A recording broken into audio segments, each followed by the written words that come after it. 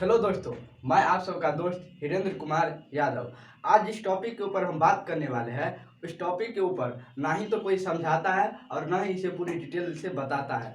तो आज हम आप सबके भी फिगर के साथ इस टॉपिक को पूरी अच्छी तरह से बताने वाला है। आज हम आप सबको बताने वाले हैं कि फीमेल में जो हार्मोन होता है वो कैसे टूट जाता है। तो चलिए उसके आगे हम आप सबको क्लास में फिगर के माध्यम से बताते हैं।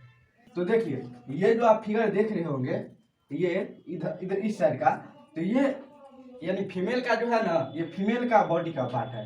उसके सबसे ऊपर में आप लोग देखिए, ये जो देख रहे होंगे इसको हम ब्रेस्ट बोलते हैं, यानी छाती के नाम से इसे जानते हैं, ब्रेस्ट। और उसी के नीचे में यानी फीमेल के बॉडी के नीचे में, ब्रेस्ट के नीचे में ही दो यानी स्तन उससे बोलते हैं, यानी दो यानी स्तन के नाम से उसी के ब्रेस्ट के ठीक नीचे में होता है।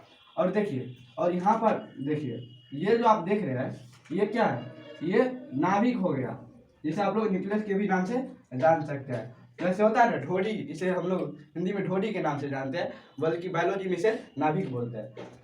और देखिए, ये जो आप देख रहे हैं ये डॉट डॉट डॉट चिन्ह, तो ये फीमेल के यानी फीमेल और मेल दोनों में पाया जाता है। ये देखिए डॉट डॉट करके जो हम आपको ये दिखाए हैं, ये वो जगह है जहाँ पर हेयर पाया जाता है, ये हेयर का स्थान है। और ठीक उसी के नीचे आप लोग ये फिगर देख रहे होंगे, इस फिगर के ठीक नीचे हम इसको वेगिना दिखाने का प्रयास किया है। ये वेगिना है, जिसे हिंदी में हम लोग योनि भी बोल सकते हैं, वेजिना के नाम से जान सकते हैं इसको, इसे आप लोग हिंदी में योनि भी बोल सकते हैं। और ये जो आप डॉट देख रहे हैं ना, इसे गुरुद्वार द्वार, जिससे शरीर का जितना भी डस्ट पार्टिकल होता है वे शरीर के इसी भाग से बाहर आ जाता है। तो हम बात तो करने वाले थे क्या, हार्मोन, जो फीमेल में जो हार्मोन होता है वो कैसे टूटता है और क्यों टूट जाता है। तो देखिए, उसी का यही वाला पार्ट यहाँ पर हम आप सबको बताने का प्रयास किए थे, ये भी अलग से दिखाया है।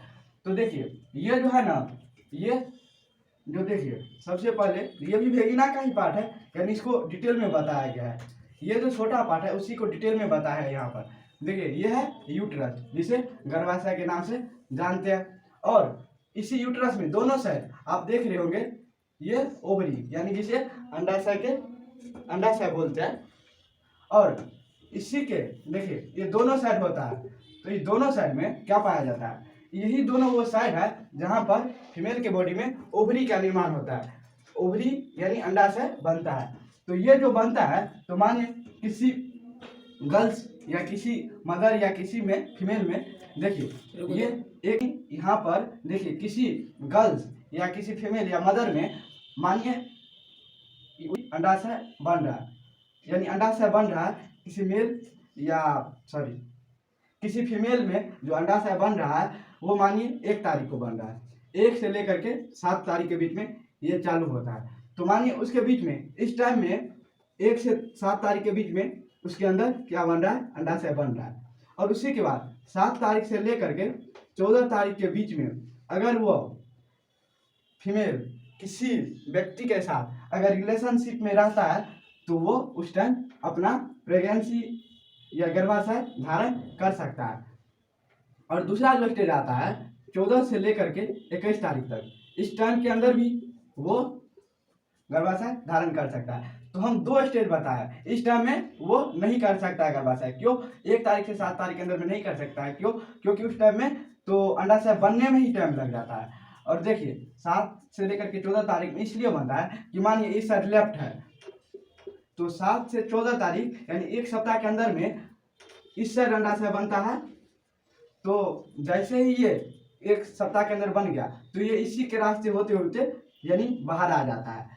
तो अगर इस टाइम में अगर वो रिलेशनशिप बनाता है तो वो गर्भाशय धारण कर सकता है। और फिर उसी के बाद दूसरा सप्ताह जो होता है इस सप्ताह से चालू हो जाता है, यानी 14 से 21 तारीख के बीच में चालू हो जाता है, तो उस टाइम में वो गर्भाशय धारण कर सकता है। और दूसरा जो है 21 तारीख से लेकर के 28 तारीख यानी मंथ का लास्ट मंथ तक, तो उसमें भी अगर वो गर्भाशय यानी किसी व्यक्ति के साथ रिलेशनशिप में रहता है तो वह गर्भाशय धारण नहीं कर सकता है।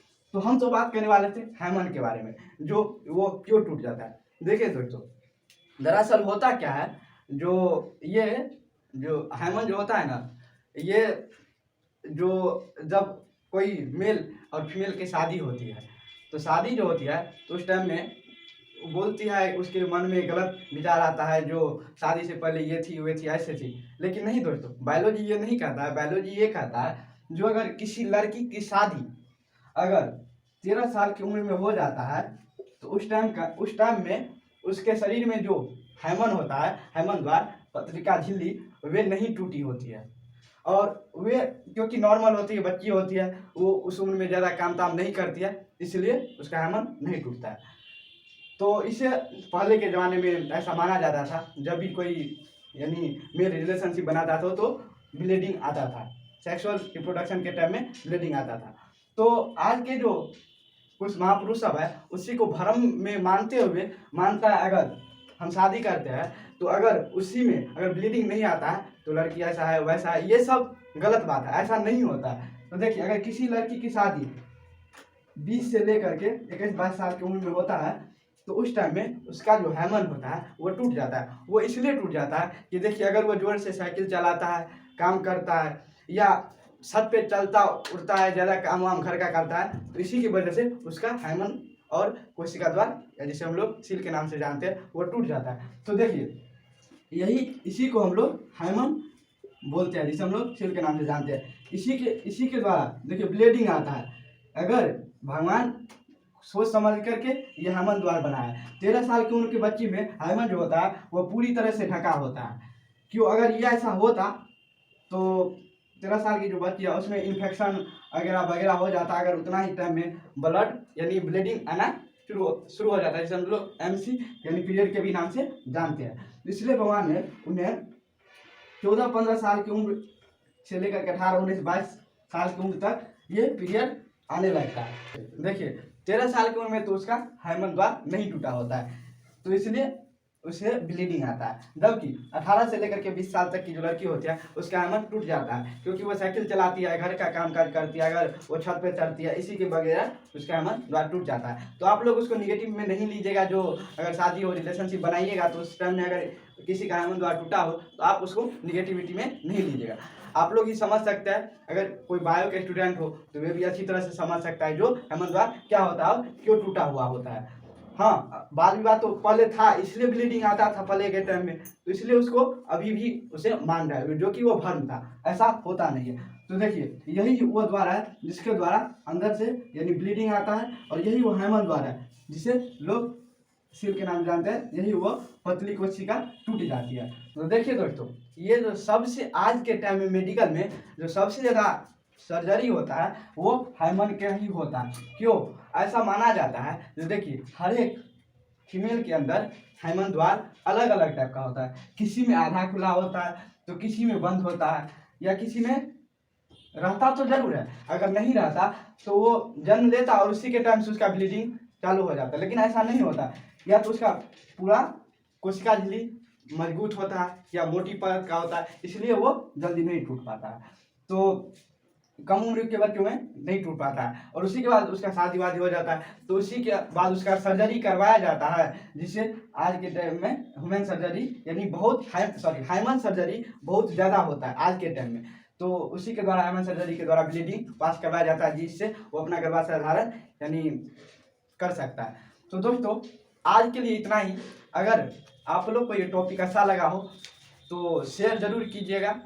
हम इसे बहुत अच्छी तरह से यानी बारीकी से पढ़ाने का प्रयास किया है। तो आज के लिए इतना ही, बस हम मिलते हैं फिर किसी नई क्लास में नए टॉपिक के साथ। तब तक के लिए बाय, जय हिंद, जय भारत।